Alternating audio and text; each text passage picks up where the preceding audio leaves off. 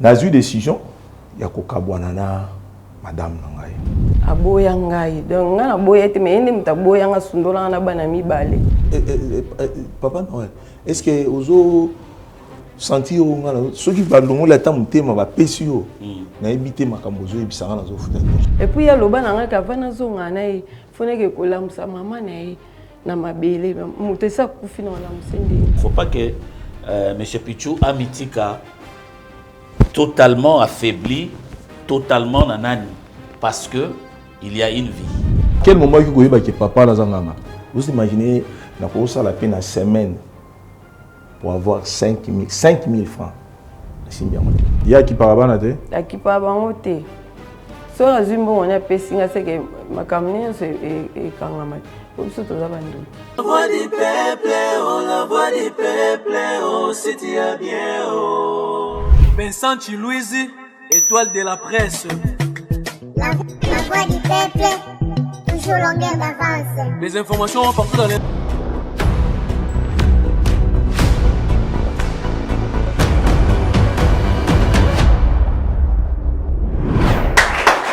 Salut et bienvenue, chers amis téléspectateurs, dans l'émission La Bisso Vérité en face.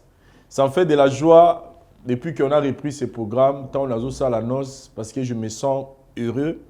Il y a que Batoubaza tellement content, il y a programme Oyo.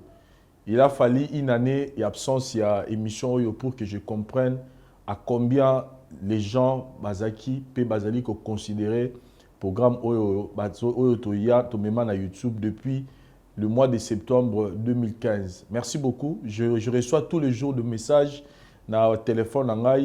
Je vois, je lis le message sur dans les commentaires, dans la chaîne Abisso La Voix du Peuple. Rassurez-vous vraiment que ça me fait du bien.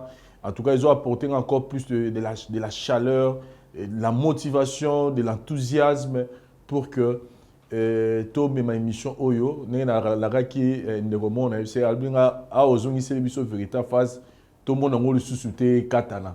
Na epsa ki na bi Oyo bala Oyo, toke na libela la libela. C'est-à-dire au katana sous-souté, tozana yango et moi robuta epsa lobby prochainement Vincent soro lingo kende otika biso, tikela biso ta message qui na rozala te mikolo na esi penga bi non. Nazala Bino aussi longtemps que Dieu va nous prêter vie. C'est notre émission Kilt, c'est l'émission phare de cette chaîne La Voix du Peuple qui a été inspirée par notre Créateur pour que édifier, exhorter, évangéliser Bandeko Nyonso Oyo Bazorata Yarotala Yango. C'est la raison pour laquelle la Seigneur na Yondeko Yo Oza Otala Biso et Lora Liboso Banana ko liker émission Oyo Lora Liboso liker aimer Yango dans Ozwaka télécommande na yo zwa musapi na pointer ka ici ko na scène nga ba che musapi boy pointer ka wana les exercices à muke et puis aujourd'hui aussi commentaire na yo par rapport il y a sujet toza nango lelo et avant même de découvrir sujet toza nango lelo na sengi na yo exercice moko yo ndeko zo talanga zwa téléphone na yo connaît na La Voix du Peuple zwa lien na yango tindela ndeko na yo moko oyo lingara mingi tindela camarade na yo tindela cousin na yo tindela famille tindela groupe WhatsApp na yo yebisa bango botala émission yo parce que eza contenu moko eza ko édifier bandeko ebele. Merci na bandeko tout oyo bozawana pona ko soutenir pe ko tala émission yo. On se retrouve juste après élément oyo pour que to banda émission na biso en toute beauté. Merci.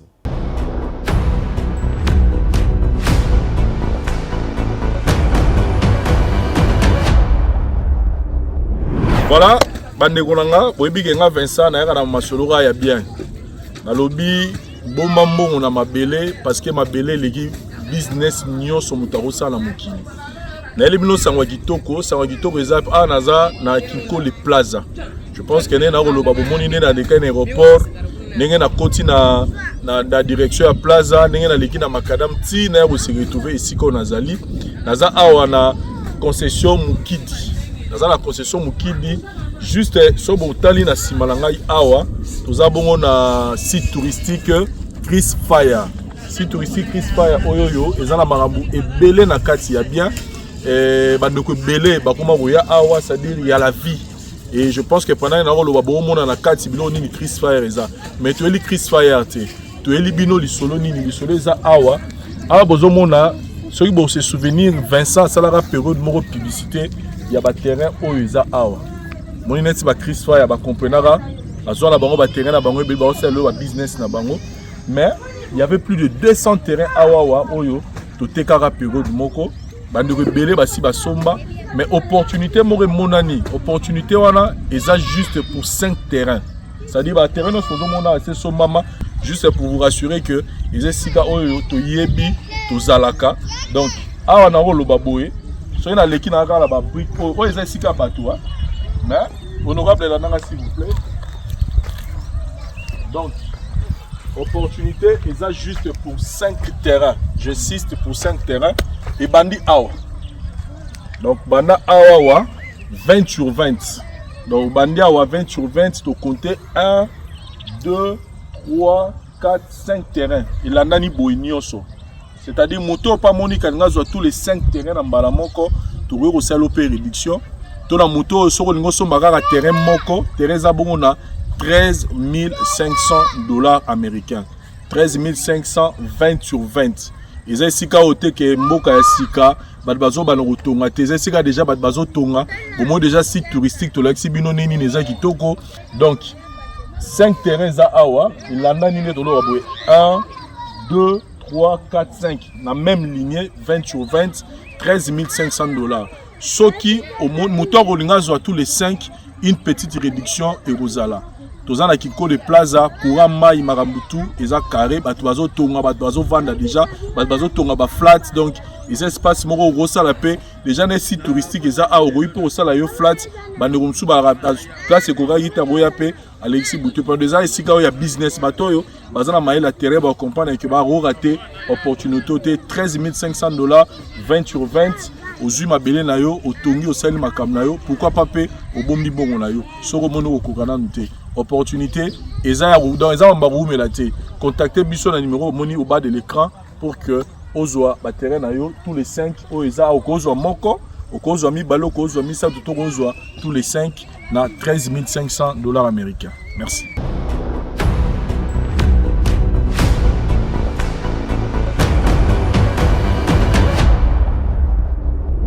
Souvent dans la vie, makambo comme la rabiso, chaque jour, tu écoutes un makambo par rapport à l'expérience. Et étant être humain, on a toujours tendance à attribuer faute et pas à prochain. Faute et toujours et pas à l'autre. Ceux qui n'ont pas boy, ils ont pas na mutu boy. Ceux qui n'ont commis boy, ils ont pas na mutu boy. On voit ça même dans le couple, surtout dans les couples. Donc, on a toujours tendance à rejeter faute et pas à mutu mususu. Chers amis et téléspectateurs, ils ont erreur mounene capital tout ça dans la vie na biso. Quand quelque chose est commis dans la vie, premier mutoyo, il faut couper sa faute et ça yomoko. Parce que ba choix biso ba tout ça la rango biso moko, ba décision to zo rango mutaro peso conseil, mutaro orienté yo, mais décision yomoko mutaro zo. Donc si vous voulez premièrement changer dans la vie, arrêtez d'attribuer ba faute, il y a ba makambozo kuta dans la vie dans l'autre. Ceux qui n'ont boy, ils ont mutu boy. Ceux qui n'ont commis boy, ils ont ndeko boy. Ceux qui n'ont souffrir, ceux qui n'ont dans la situation, ils ont parce que mutu boy, ça là qui non. Arrêtez de donner le pouvoir à vie na yo na mutu mususu. C'est spirituel. Jamais yo non zabo rolo baké. Ceux qui n'ont souffrir na vie, c'est parce que noko mutu to ça là boy. Donc du pouvoir au nzamba pesi yo, au pesi yango na mutu mususu.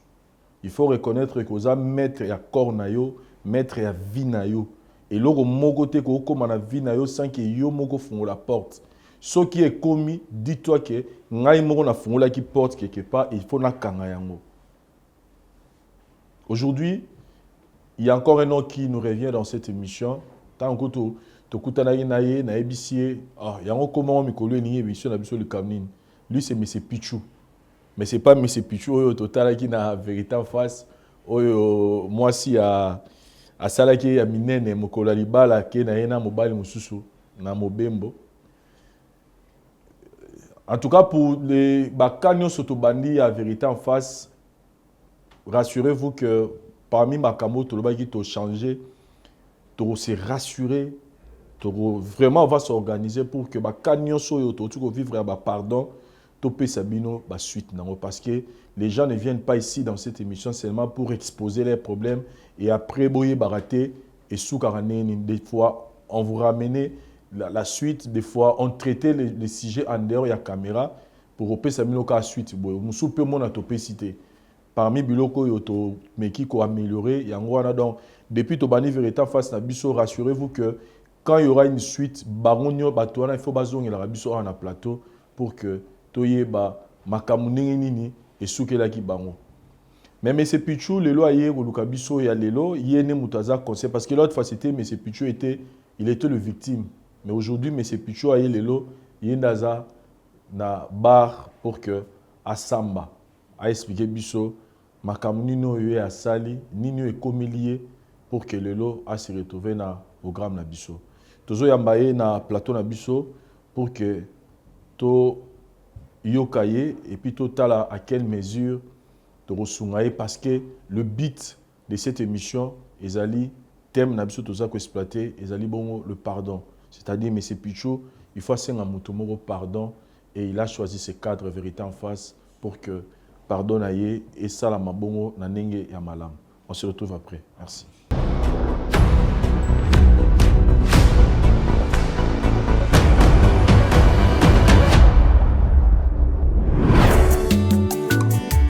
Vous êtes à la recherche de l'endroit idéal pour un séjour sans stress à Kinshasa, la capitale? Bienvenue à l'auberge Magana Center, l'aboutissement de vos rêves pour une tranquillité absolue. Ici, oubliez les coupures de courant 24 heures sur 24 grâce aux panneaux solaires et nos générateurs. En ce qui concerne l'eau, nos citernes haute capacité vous garantissent un flux permanent. Surprise! Nous avons des offres spéciales. Profitez des rabais exceptionnels pour tout séjour d'un mois ou plus. Dans nos appartements d'une, 2 et 3 chambres. Magana Center, c'est l'auberge des références à Kasavubu. Entre les directions Assosa et Birmanie sur l'avenue Opala, numéro 87. À Kinshasa, la capitale.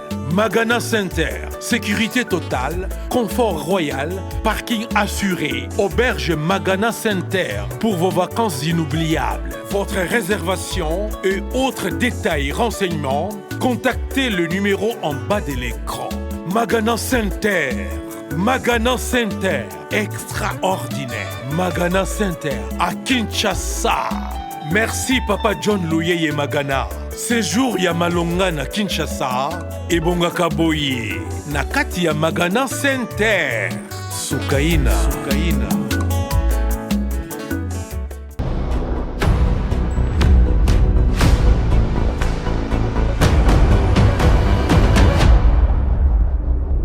M. Pichou, bonjour.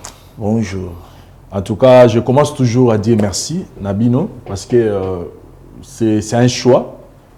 Et ce choix sera vraiment difficile pour la bande de Kwebele. Accepter de passer dans une émission, il y a télé-réalité pour exposer un problème que vous avez. Et quand nous avons cette occasion, Tojibino, en tout cas, nous avons vraiment reconnaissant, Biso équipe Mobimba. La vérité en face, Néo Sali Biso, confiance Souana. Tu t'es dit, je vais passer dans cette émission. En tout cas, merci beaucoup. Il y a les bossos, et puis Ami Balé, tu rassurer, tu le bagino même en dehors à la caméra, qu'on va vous accompagner parce qu'il n'y a que le pardon des autres salles qui ont continué pour exister. C'est ça. Donc le pardon aussi là, on peut moukiler au koufa. Mais c'est Pichou to yambio, to ngito yeba, et là on est émission émission. Merci Mingue. Na koyambanga nunga minga na plateau eloko ememi ngai awa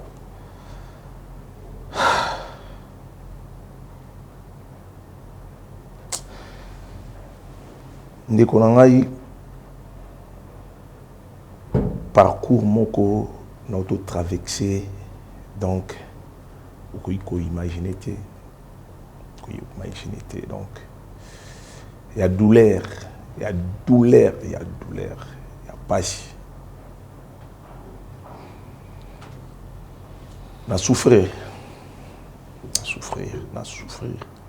So na lobby na banda komima na détail et kozwa biso tantôt moi mobimba. Donc obalobaka na bundi na donc na pesi o single na pesa mère rien loko miminga yawa ninge na bandi koyebisa yo na zalaki na mwasi to bandaki ne na fiançailles ninge babolingo nyonso tu toyebi ndenge bandaka na mwasi na ngai papa na ye azalaki guerrier bato babikisaka bato tobandine malembe na mwasi si un moment ayi kokoma na zemi ntango akomi na zemi esengaki kosala geste mpona kozwa ye to komani sika moko kombo ya mwasi na ngai Patricia. Alors nasali oyo esengaka mwana mobali kosala na juillet tokomi na esika moko mwana liboso abotami ya mibale abotami makambo donc nayebi so nde bandi bitumba vraiment bitumba. Vous imaginez nakosala pe na semaine pour avoir 5 000 francs. C'est bien monté.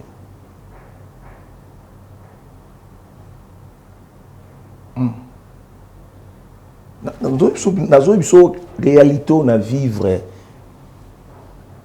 Parce que vous en a moitié na ban, vous en a 5 000 francs. Vous vivez en dingue. Exemple mon ko zo yo wa siringa bisinga bon. Monsieur Pichu lobby yaka nazana musala na pesa yo pour Zouambo. Nous attendons parmi les 3 premiers dans le coma. Yo to yibisa ki ngai te na ko sing yo moko mais lobby o mona ngai te. Lobby o mona ngai te. Sur au pesa tantôt 3 000 francs. Au pesa ngai 3 000 francs na zoruta pembeni ya fleuve kotanda kuna yo fona longwa nazonga ti na ndako. Nazonga na moyeni. Ah, oui, c'est quoi makambo nini? Ezokomela ngai. Ils ont tantôt mon sala souffrance et jour mois semaine sous pour moi changer mais jour mois au bundani 3 mois au s'est rétabli mais ngai donc na mon eko bezo comme la lokola éternité donc on dirait na habité sona lobani même ba proche ba mi kaka boye c'est difficile mon ami au benga penda boye de quoi ayamba qui te vous rappelez ngai tant vous rappelez téléphone tout noir. Ah non, ça ne va pas. Na bande ko zonga sikoyo na makambo wana ngamo kovanda au sa examen de conscience au juste problème nini boy. Na bande ko zonga na ndako na bi bon. Barba celui qui trouve une femme trouve le bonheur. On a ce que bonheur est athée. Ngaza chrétien. Mais moi si na bala tata na bango oui biso a chrétien ni za la tant yoki a guérisseur tout monde a mingi kaka makambo bakisi. Oui. En tout cas na se foko les qui wana na mi tiaki penza place wana na komuvanda. Tozanga rapete ba camarade mususu benge ah master talanga boye boye. Ai biso te ah yo ozomona te ke makambo nyonso tufu pe olandela kota mwasi na yo bandi kolandela nazozonga siko pa madame komi penza nga yebisi non makambo oyo trop c'est trop trop c'est trop trop c'est trop, c'est-à-dire moi si aux hommes moi si oui papa guérisseur. Oui, papa guérisseur. Papa guérisseur. Natali siko, papa ngando guéri na banini. Ando ke na ndenge nini. Place nga côté makambo nyonso tout.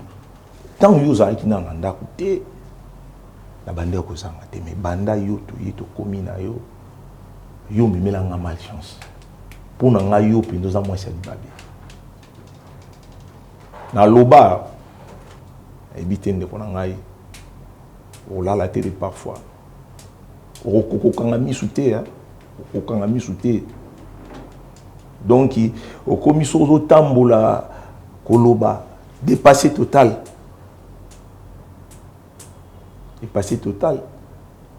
pona na ndo mona lokola na moi donc na bungselo ko fona pelisa su mwinda pona lukata nzela ici, mais tout ça pendant la journée. Alors, nous sommes pas madame. En tout cas, comment est-ce que donc, on attribue malheur nyonso, il y a vu na yo, na moi si na parce que moi si na yo papa naza bataba bokoko. Oui. Pourquoi na attribue qui on a? Ngai na chrétien nazo pencher mingi na Bible. Nazo kene mingi na christianisme, ndenge le celui qui trouve une femme trouve le bonheur.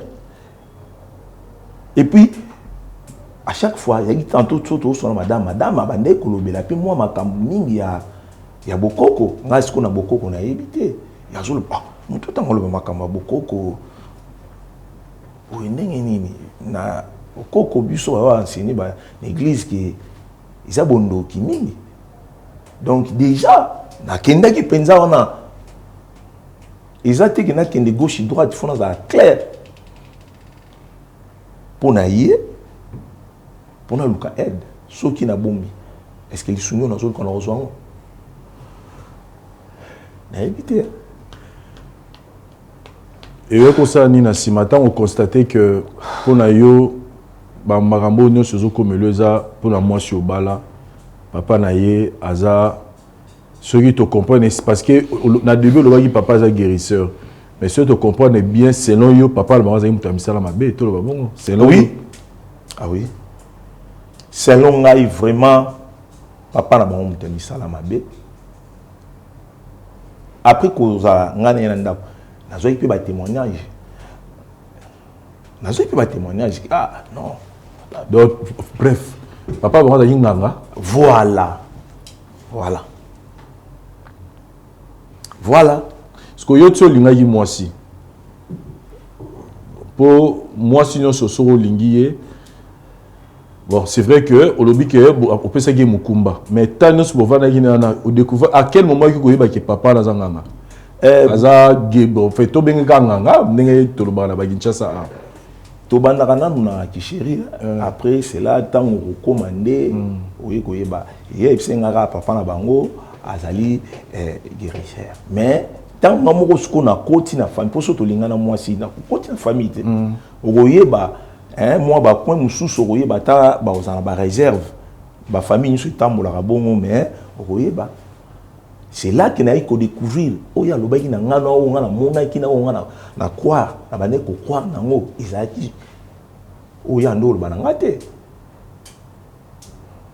OK.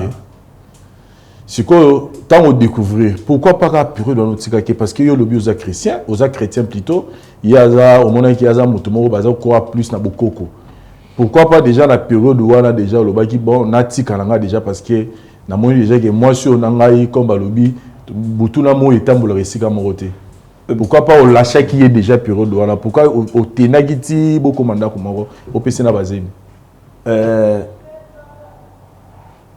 na zalaki na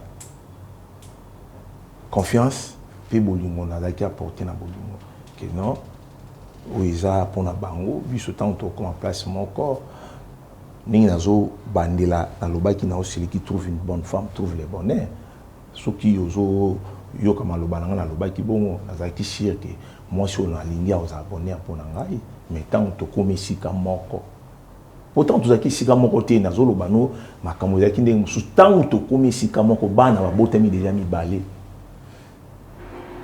donc mon vie papa na za viti lelo papa kufa na kufa malheureusement papa na kufa au découvrir likambo aujourd'hui décision ni nozula ki mosina yo après makambo nyonso yo nazu décision ya kokabwana na madame nangai nazu décision vraiment que non trop c'est trop nga koki komema mukumba mutu te donc vaut mieux oyo toujours vivre oyo yo kenda plus loin na yo kaki lisusu à part ndeko ni moko ba eloko bongo za kisko eloko ni convaincre ngai te que tata na mwasi na ngaza ki mutamisala mabe atika biloko mabe place na za ki convaincu en tout cas yende penza zali porter malheur na ngai yende vraiment. Vous imaginez que nazala camarade moto tanga na ye camarade to tanga na ye la classe ministre kaka moyena mi ba détails ezati parce que tala ko bimisa kombone boye sans permission na ye ezala bien te avant akoma tozala ki na ye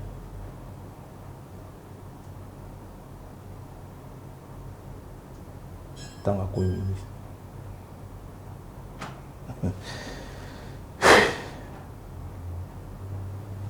Naya mkolonsus na la porte né la porte à camarade ya camarade sous camarade na ngai tout en ngai avant na porte né la na mona nzela bimate apesa na transport kaka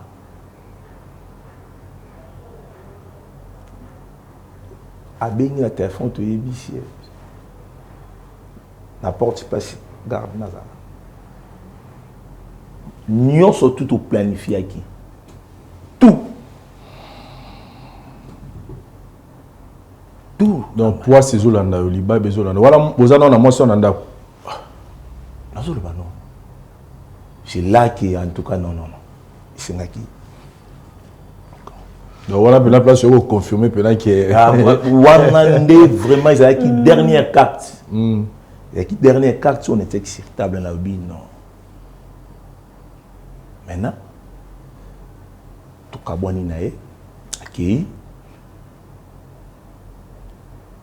place kenda na ebite vini na mena ebika tout kabwani ni na tikali ngai moko na vandi donc so benga nyono benga na ki ebise benga za mutamisala mabe na lobaki ne ouvertement nazo et comment nazo ba no na ba les public tantôt place mode vandi na moni nazo na kubanda koloba donc na panza isango kaza mutamisala mabe na quartier na vinto vandi ba yebi très bien na panza ki isango kandoki oui nazo ba no clair de konanga la vérité libère nazo ba no clair nazo ba même na balaba kolonga même na vinto za ki na quartier place union surtout comment utani na période to za ki na banda koloba ngo pour nous sentir libre ne balba ki au moni ndoki belela akomem na ko belela titu kabana ki na ye na vandi sima moi ta na vandi ngai moko na bino lokola kei c'est moment nini na koyi ko sala okota lo sambo pour na zo solution li kambo na zo décision okota lo sambo abandi ko Luka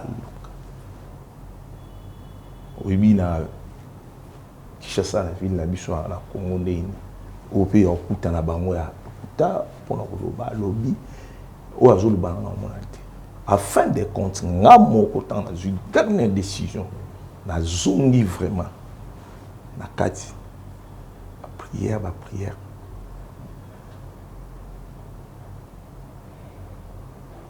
ndeko nzamba zali Nzamba zali na bisio soko vandi penza romona makambo ya nzambe nzambe mutako sote ke nzamba ala ke nzamba zali ne baloba ke nzambe osali kambo ko bombama nzamba ko bimisa ngona kwasa wana isa o ngai moko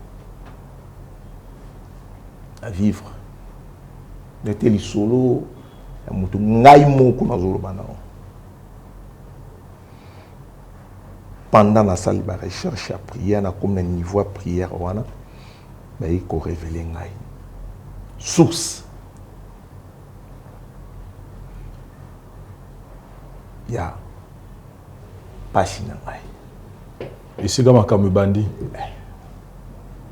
wana l'air beaucoup de prière yo moko personnellement na ba na musala nzambe moko OK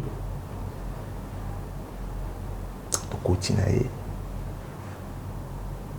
nzambe ay ko bimisa vérité verso vrai la vérité il y a pas si na ngai version vraie zanine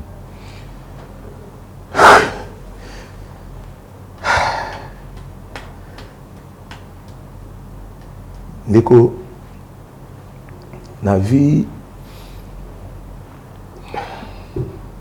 il faut kosala keba kotambola verso vrai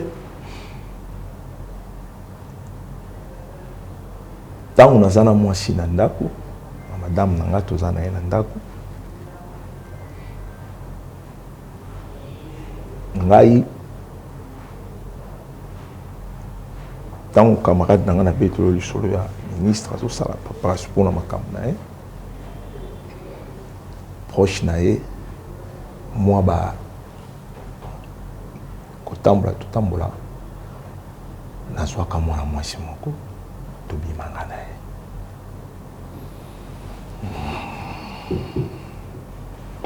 mwana mwasi oyo tobimaka na ye oyo tokutanaka ye nde atikaka semence ya mabepa na ngai OK atika semence ya mabe epa na ngai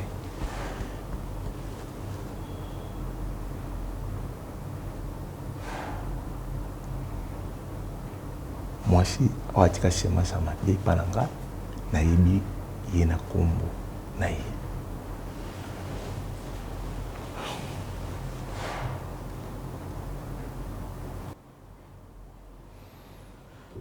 to comprendre bien tu es marié aux ans moi sinon nandaku marambezo marché te obi que moi si na yo mutaza cause parce que papa na fille un guérisseur papa na yazanganga obengani moi si nandaku parce que pour na yo yem tazo melo poisse na vie azo melo libabe netro bala lingala et tant obimisi nandaku koti ba prière olandeli pour luka délivrance.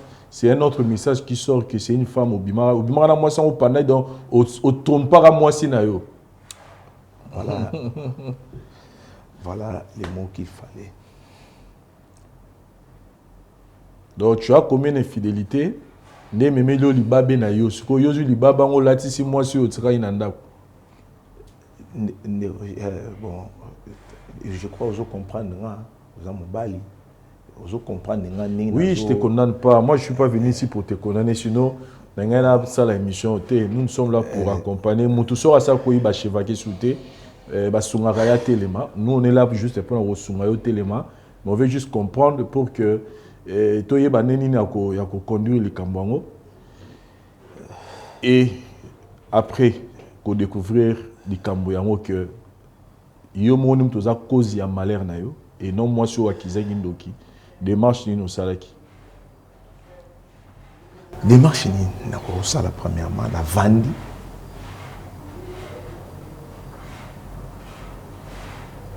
Pendant la bimana wana mwasi wana le pasteur a question zalati madame azalati ou il passe en anaï. Azo pesa na ba détail. Abimona mwasi na da pembe. Soko tala qui est bien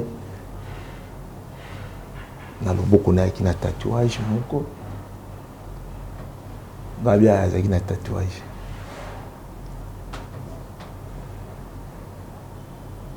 comme tout to bimine to zaki ne biso mi balé yo zaki te mais comme pesa ba détail tantôt à mon aïe bien mon aïe la mec qui bat démarche alors on se sentir dans un coupable moi si on a humilié devant tout le monde elle est innocente elle a humilié à mon côté à plusieurs fois à un endroit différent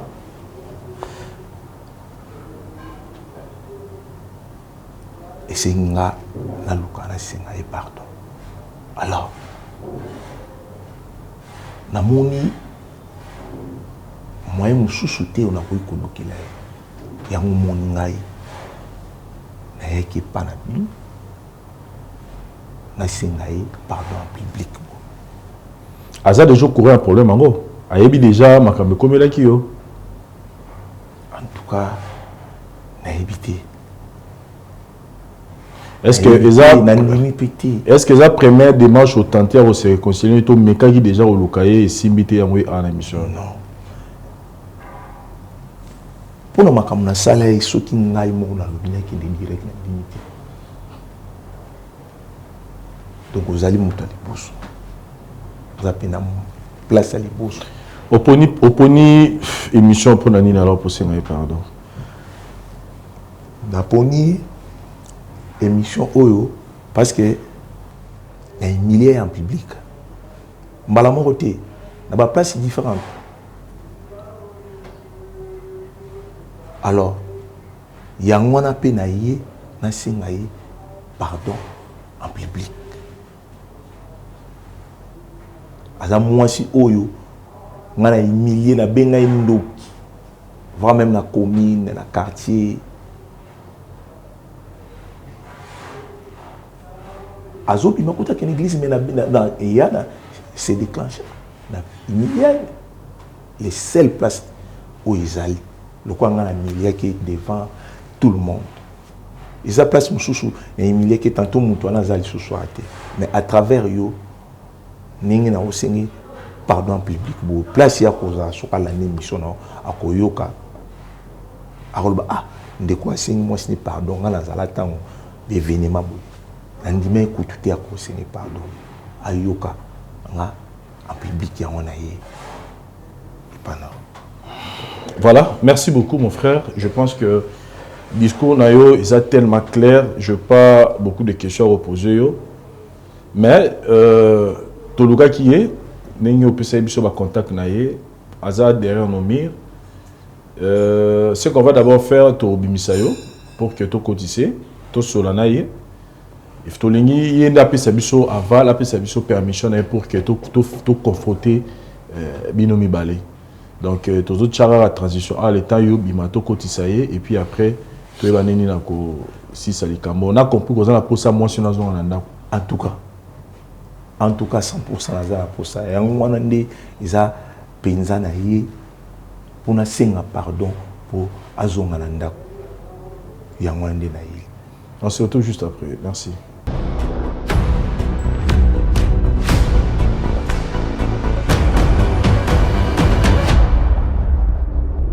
Maman Patricia, bonjour. Bonjour papa. Merci beaucoup. Nous avons accepté de filmer. Nathalie Chio, ils ont pour intérêt à Bissonio.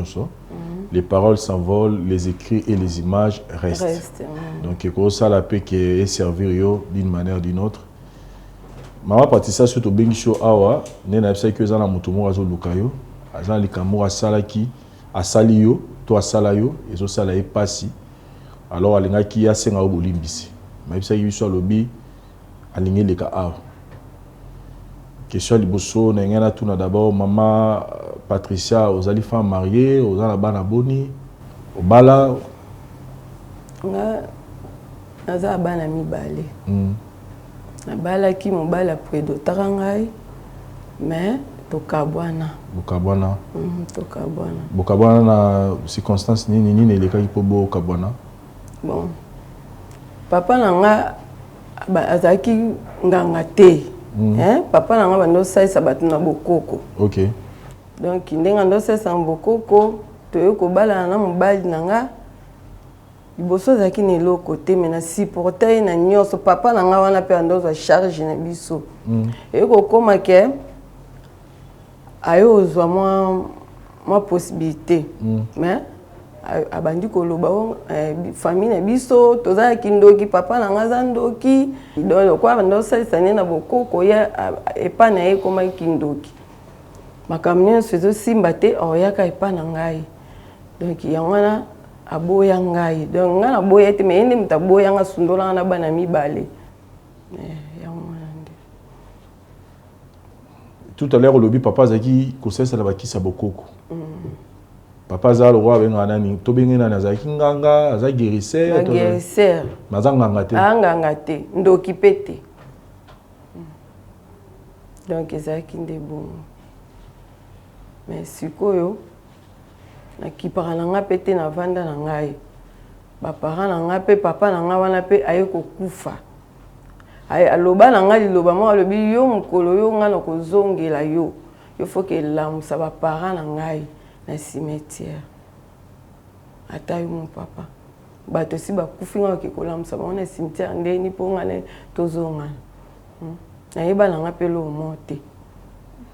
C'est-à-dire yo na vie na yo papa azali kobikisa bato mais otikala jamais olasa bino nzela molili tututu ke osimba osala bato mabe boye te te toyebi yango te famille nyonso bato oyebi te donc quartier bongo ye sikoyo mpona nini akeka kokanga yo ndoki akangi bino bato misala mabe pourquoi akomaki na niveau wana peut-être azwaki mpe information moko boya mabe pour sur bino okoma bon wana nde nayebi te wana ye moko yo moyebi kaka soki mobali ake abimi esimbi te aoya kaka mbamo mpa mwasi tema lokwa amonaki yaho na uti olobake lokwa papa na biso azosalisa bato na bokoko epai na ye soki ekomaki keseke biso toza bandoki papa na nga nganga nde ezalaki boti na quartier bato nyonso na quartier bayebeke nga naza ndoki baparent na nga baza bandoki ekoma pena donc même ate kotambola na soni na otambola pena na soni ke ndoki bakango ndoki papa ezala ndeni keli mobala bengano na libala poza ndoki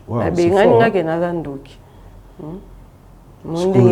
na nyonso wana ntango ekomi ntango obimi na ndako na ye parce que bakangi yo ndoki omilobelaka nini kati na yo que tu te dis que un jour mobali na yo peut-être azongisa motema nsima ozonga na ndako na ye bozongisa libala oza après lelo que soki lelo oza innocence na yo ebimi ke peut-être oza na ndoki te ndenge ye azali koloba oza après souci na yo ezalaka yango wana mpo ozonga na libala na yo te papa humiliation wana ngano nalamusi baparent na ye na cimetière te nazonga nde esimba mpe kaka te esimba te baloba no ndoki esala ndeni ezala ndeti na place nanga bakangi yo ndoki oyoka ndenge nini esimba te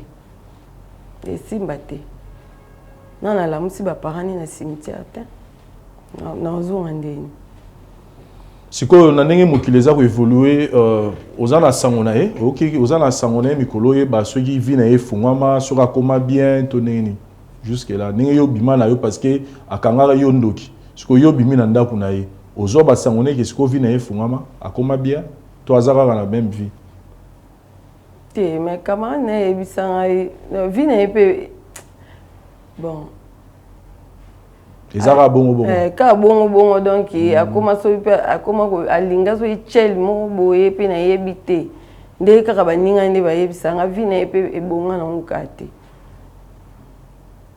Ok koyo bana baza bien bana baza bongo bien amona nyoko maka po na bokola bango bana baza bongo ya kipara bana te akipara bango te so azwi mbongo na pesinga seke makambo nyonso ekangama po biso toza bandoki asundola na ye bana mais au-delà ya kindoki au-delà ya makambo nyonso ndenge eleki avant makambo ya ntango bozalaki na kati ya couple na bino bozalaki bien non bozalaka bien malgré pas eza mbongo eza te mais moi famille wana ningi bozaki yo bana mibale na mobali na yo ezaki via bien ata ki bozaki na mona ba possibilité te mobali musala eza parce que il arriva qui peut que bano arrivé peut que tam sou bola lipenzala non mais sikoyo ndenge azalela ki wana vie na bino wana quand même et manka kaote au regrettera te ndenge ibala mo kufa bon on est bandeli kasi ndena utai kolobake ba parents nga bando sa nyonso pona biso to vanda to za bien na foyer na biso bazako sunga bino mo ba bande ko sunga mais siko tant ya kolobake na boyi yo ba parents no ba bandoke donc et ça la nga pasi et ça la nga pasi bon maman Patricia en fait mutazo lukweza mbali na yo mobali na mutazo lukayo parce que azana lisolo mo la beti lisolo no so beti libiso to tiko yoka yango et puis to compatir na situation na yo c'est pas la réputation vaut mieux que de l'or bible biso sur un proverbe c'est-à-dire que réputation ya mutu ezelo basarana na moté omoni ko belela ondoki na quartier na avenue na batu zo le kaboye batu musupe na nzela ola tsabi moi moi na zandoki akanga misala mobali nae donc mais lelo azana likamwa nga yebisa yo nde apona ki émission oyo ayisa yiso lobi ndenge makambo eleke le kama be makasi donc soki na na pousa na so na Patricia so na lobi na le kanzela ya biso mibale aussi mbate ni ya famille nae parce que ekenda mabe celle place on a monique na oui peut-être ko solana Patricia eza a debso to ngai to senga yo muto akanga yo ndoki muto aloba mabe na yo asambusa yo lelo ayo luka biso po solana yo est-ce que ko permettre biso to kotisa ye awa pour que oyokaye s'il vous plaît oyinaye makasi na ine pe makasi na vie nanga amenanga vidir na souffrant na bana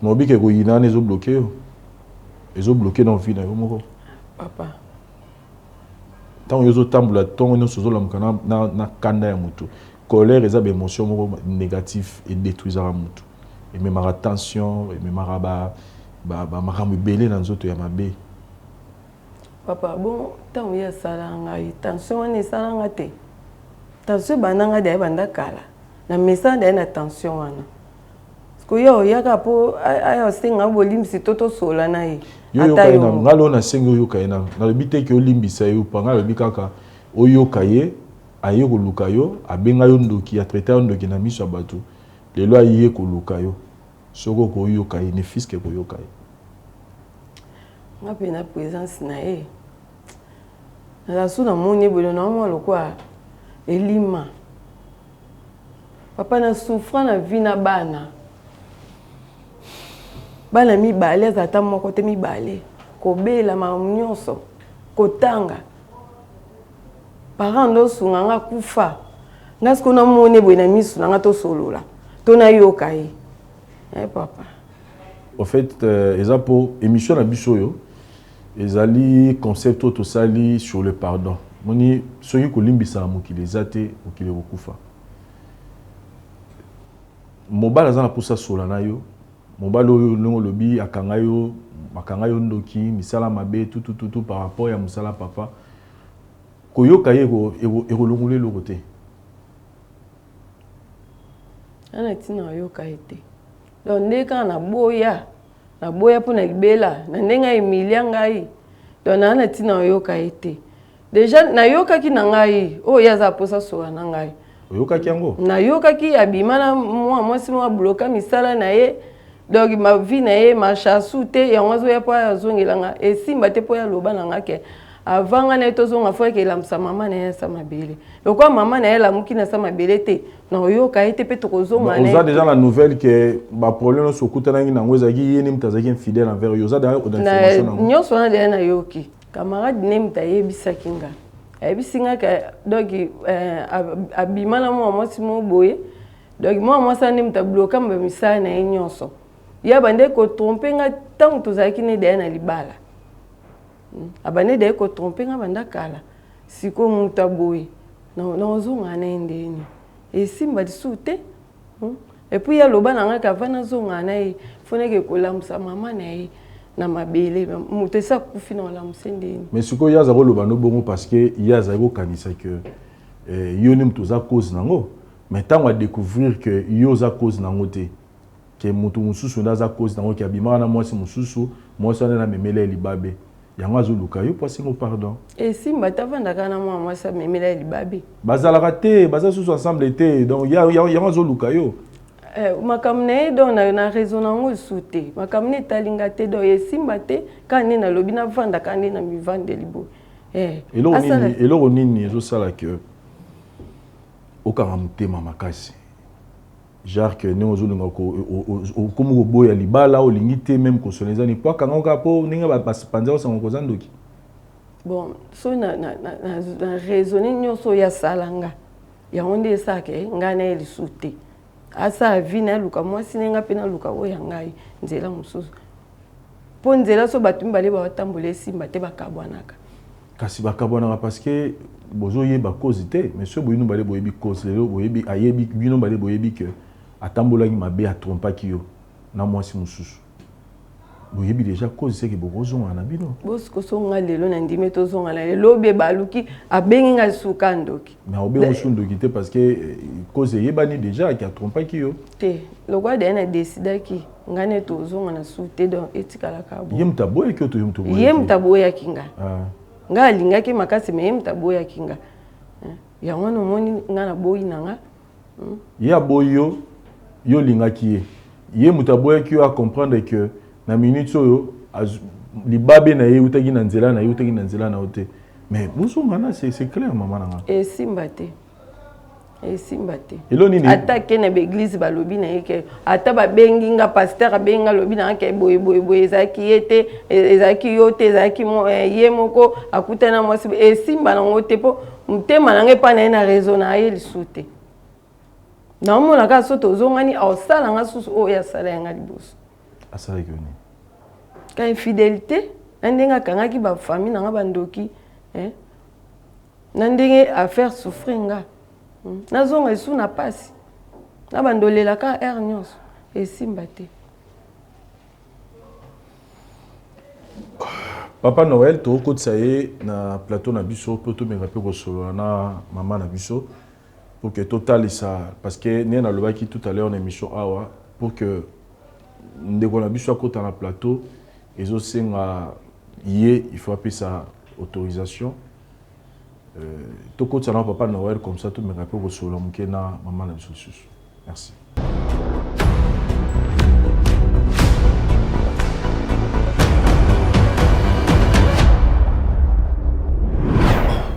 Dossier où eza dossier moko eza palpitant mais toza bato nalandi yo nayebi koza na kanda parce que kobenga yo ndoki kobimana mwasi mosusu pendant que bozaki ensemble c'est tout à fait normal et logique kokondimelo kwa ndimana te mais biso tozali vérité en face on ne peut pas applaudir bato bazo kabwana parce que tous on a pour la réconciliation, tous on a pour tout aider bateau, va progresser dans la vie. Au lieu à quoi aider bango bazon asima, tout ben d'abatu na simate, tout peut ça abatu nzela ba kei boso. Thème nabiso principal au pays d'ailleurs tous a et tout vandelia, il a problème à pardon maman, bolimbisi. Au pays sa moninga bolimbisi, kondima, au pays sa moninga bolimbisi na likambo eleki. Omoni kolimbisa mutu eza lokwa ko effacer nyongo mutu azaki na nyongo na yo ko effacer nyongo de bato ya lopoto balobaka effacer la dette na masolo oyo etali bino yo na papichu eza na deux makambo mibale ezokota na bango pardon ya liboso eza pardon ya soi-même ya mutu ye moko c'est que Pichu a reconnu. Pour ce que tu as orgueil à Ondimate. Tu as souvent l'habitude de pesa baninga faute. Ko pesa bango ko boa que la bango disons likambo soke leki. Tu as l'habitude minga oloba ke muninga tonde ko muto salinga mabe. Mais pour ndima yo moko ke mabe o yeuti nanga. Freinage o yeuti nanga moko. Il faut muto azala amikitisa. Eza humilité. Pour Nzamba le biso ke humilité et précède la gloire. Mais muto aza humble yende mutu akweyaka. Mais mobali na yo andimi ke azo reconnaître qu'il faut pas oya salaki nde ya mutu ememi bakabunyo so ya freinage à vinaï. Olimbisa ete maman. Et puis ami balé ezali pardon interrelationnel. C'est-à-dire et cause la mutu moko na groupe abatu to mutu moko na mutu na muninga mususu to na ndeko mususu. Siko ekomi na ngambo na yo. Po siko ekomi wana na lobaka eza ya papa pichu ye moko. Wana sa longi yango. Siko ekomi ya bino mibale. Rappelle-toi que aza mobali bovanda na ye. Rappelle-toi kazali tata ya bana na yo. Rappelle-toi que bo nous allons makambo ebele bo partager ensemble. C'est quoi zo linga bo zongana? Pourquoi quoi accorder pardon? Papa, mutasali fidélité. Fidélité na kindoki. Azuna bana do asundole linga bana lobi ke bana pe ba bebisa ba ona famille nanga ata yo moko papa. Likamba bongo pe nanga la ke kolimbisa ye. Lelo so na limbise bana wana baka bandoki te papa. Est-ce que bi ke pardon la preuve ya bolingo ce qui réellement linga qui est? Oro pesa ye pardon te. Même maintenant la combat bana. Olobi be soki na linga ki mena minicho na lingé souté. Donc pardon ezate. Pardon ezate. Mais là on est check bino ensemble. N'est-ce pas est-ce que ezaki bolingo? Ezaki bolingo kasi. Mais siko ya eko bebisa. Abwaki nga libanda na bana. Famille nga bando nga moko ndoki. Nazo tambola babat bayibi ke moi mo so za ndoki. Est-ce que ebi ke biso nso na bali bisa biso pona mabeto sala?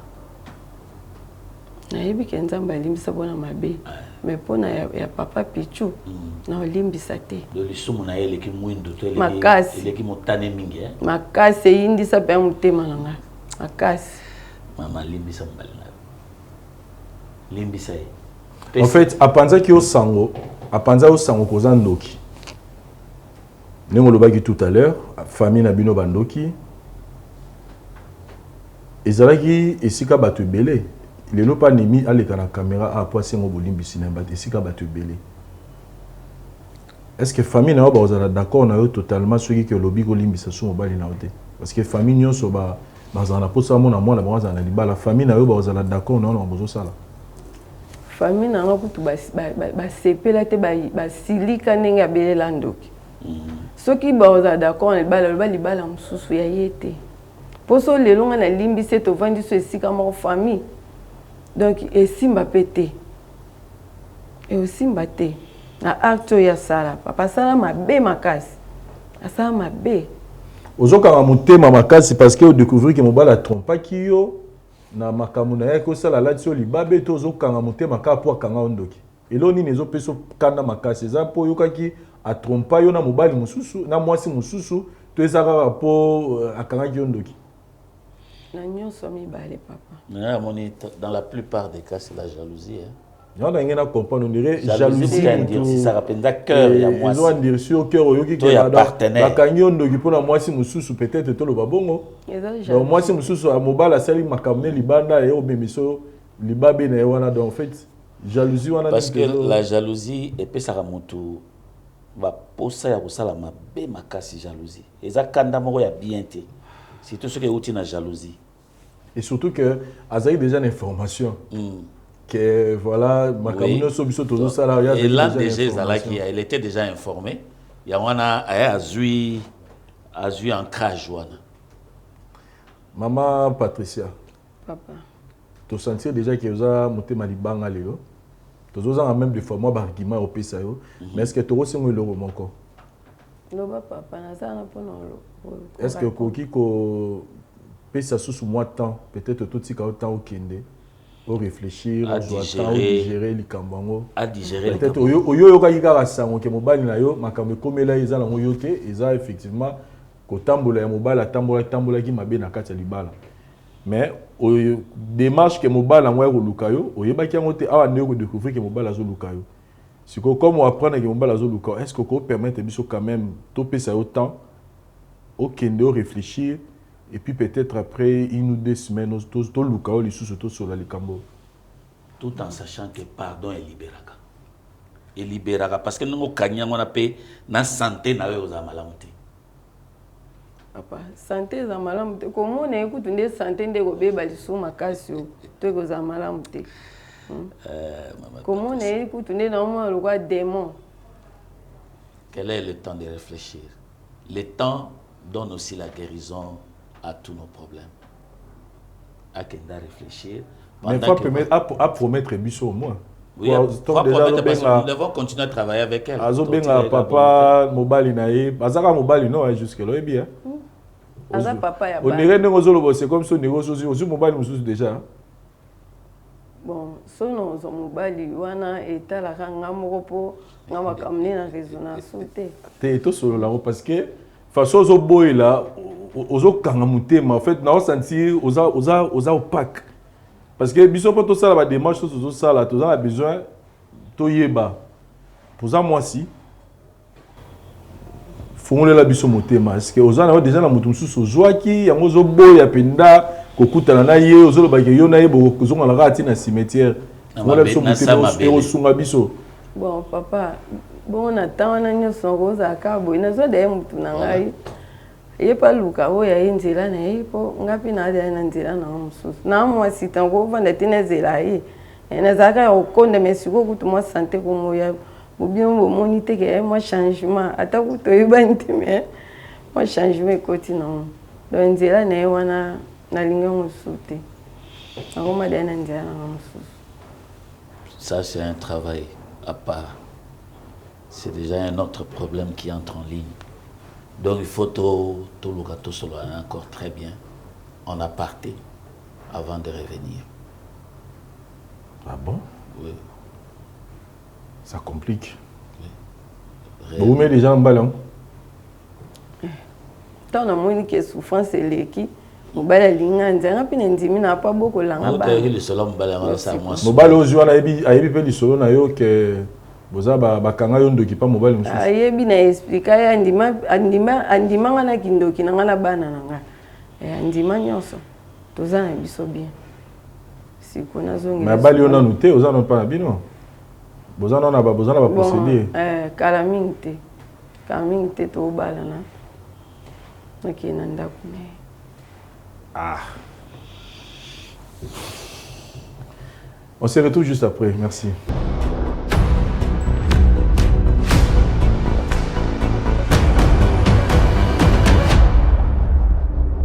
Papa Pichou, tozongi na plateau, tozongi na yawa, tozu kozala na Maman Patricia. Je pense que Olandi Nyoso.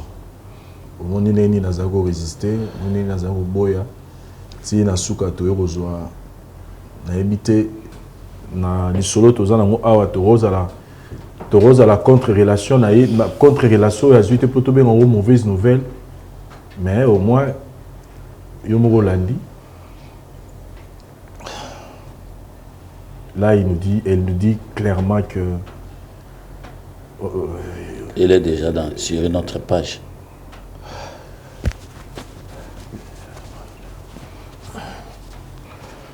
Il y a quoi? Non, sentiment étouffement. Maïzati.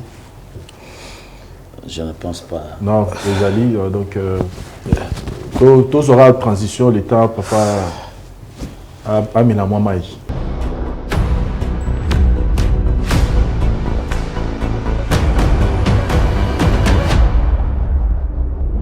Je pense que l'eau au sali, ils ont peu façon de se libérer. Au moment où baby sa réputation naïe, peut-être dans le quartier, peut-être dans l'avenir, nous le bagi tout à l'heure awa. Au sali, ils ont processus, il y a délivrance. Au moment où joie moi si nandaku au traité ndoki parce que yo moko sala qui pas après on découvrir que yo moko commettait une infidélité les appels au réseau té appel biso. Attends, comment on a pas pensa? C'est normal. Mais comment on a yo et encore plus facile pour na yé soki azaki d'abord ignorante. Il y a les Camobengi qui a parce que a biso que azaki déjà informé parmi ba minayo moko ya minaye a memela ke lisolo que yo dans tout ce que tu nous as expliqué, elle est déjà informée de ça et il y a pas si a comment na mobali mususu imagine Karato, moi je me dis, Papa Noël, je ne sais pas, mais ça n'a chance, qu'il se tranquillise, que M. Pichou se tranquillise parce que en réalité, il vient de payer sa dette. Très bien. Il y a autre ta dette naïe. C'est une façon, oui, tu viens de payer ta dette. Parce qu'ici, il y a un problème. Papa Noël, est-ce que aux sentir ceux qui parlent la temps thème va pesio na éviter makambozo et bisanga nazo futanyo. Je sais, je comprends ta peine. Je comprends ta peine. Oh tozo sala awa sikoyo, c'est aussi ko aider yo pour na délivrer yo. Parce que au sali le mot très important, na éviter ce que comprendre dans yo. Il y a le pardon de soi. C'est ce que tu viens de faire. Patricia Kankar muté ma pena. Le problème est que on te donne le temps, on ne sait pas ce qui va se passer. Mais ah, le bien dans mobile déjà. En fait, pour quand on monte malaye, na balaye. Mais au balaye mais na balaye. Tu l'avais chassé de la maison. Au balaye. Au bengani na ndaku, au traité mabé. Ça aussi, ce n'est pas permis. Il y a un discours ici qui est mal. En fait, en fait, on a solanaye. J'avais senti que blocage Moriza. Blocage na santé qui n'a compris que so moni moi si parce que moni biso mibali tozalaka na moi nzambe nenga sala mokili en général hein.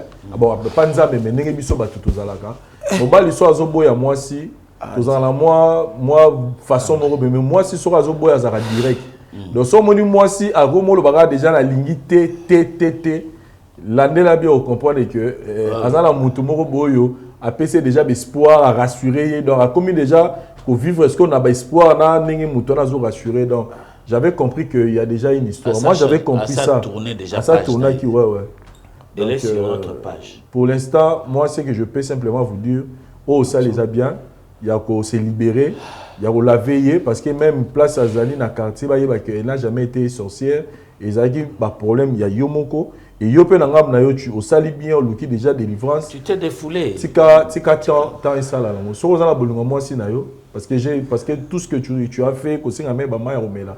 Ça prouve que tu l'aimes encore. Na bolunga moi si na yo pe ozala yango ti sikoyo. Tu l'aimes encore. Souvent ils arabon ouais papa Noël. So ki oboyi moi si na sakanda et puis so ikande si lo c'est pourquoi tu le bats toujours même la vérité en face tu le bats très souvent.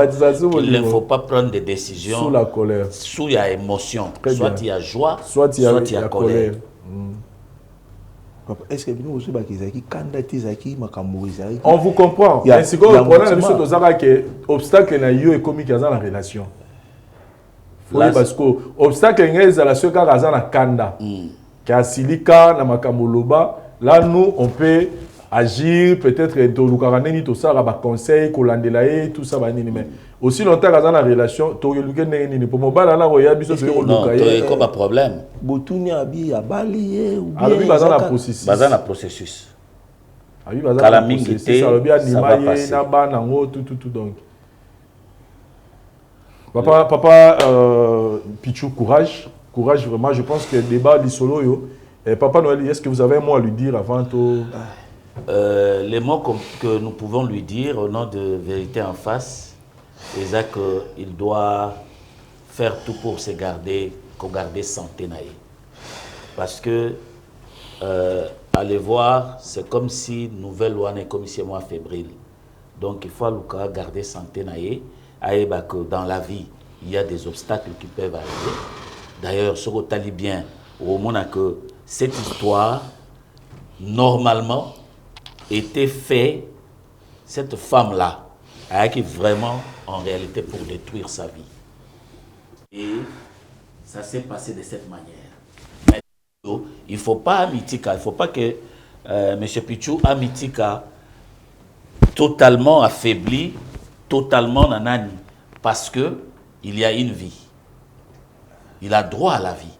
Il faut y avoir que situation n'est comélie. Il faut maintenant qu'il se garde en bonne santé. Tout ce qui est arrivé.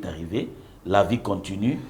Demain, vous pouvez encore rencontrer une autre femme et vous allez, par rapport à l'expérience posée, et au sens que vous allez mener votre vie autrement, tout en respectant votre femme sur tous les plans spirituels, physiques, moral et tout. Donc, courage. Courage, papa Pichou. Et chers amis téléspectateurs, je pense que nous allons mettre fin à l'émission d'Abisso Lelo par rapport à Likamtoza Nangawa. Erreur, il y a papa Pichou, il y a commettre infidélité et ça dit que Lelo et Memelaye et détruire le foyer. Souvent, ça c'est un conseil que tu repères sa Bisso Mibali. Tu baka kosala makambo malamu avant que les conséquences soient comme la Bisso. Je ne condamne pas papa Pichou, on est tous des humains. Mais tout les makaka merci à l'équipe technique par vous et ça Urano Gilles Vazolandonga, merci na maître la sécurité, merci na papa Noël, merci na Curtis na Grâce Malanga au bazar na biso équipe na biso la vérité en face.